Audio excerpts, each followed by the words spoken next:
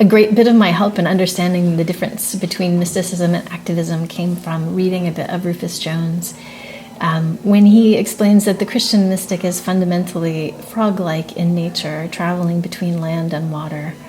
And maybe that's all of Christian identity, actually, that people of faith are required to take that faith and come to places of not faith and live faithfully.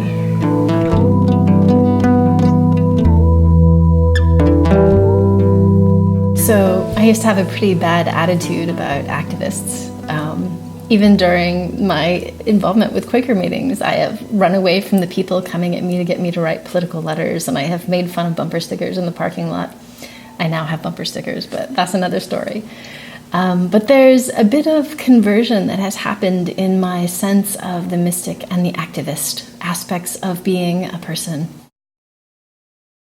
No matter what else we may imagine the life of Jesus to be, it is certainly understood to be a revelation of God's love through a human life.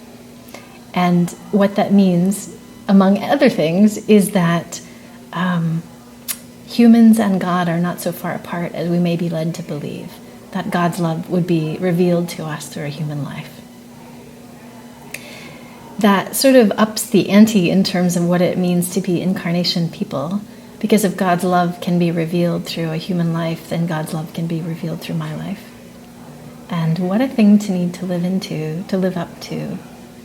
If in those mystical encounters of prayer and contemplation and communion with others on the path, I find myself truly compelled to live in response to the glimpse I've been given of the holy, then wow, we better get to it, you know? There are people to feed and people to love and people to bring back. One of the things that kept me out of being an activist for a very long time was a fear of getting it wrong, or a fear of needing to know more than I could stand to know, actually, just more than I was interested in knowing. And I think that's one of the reasons I just want to say my involvement with Friends Committee on National Legislation has been a life changer.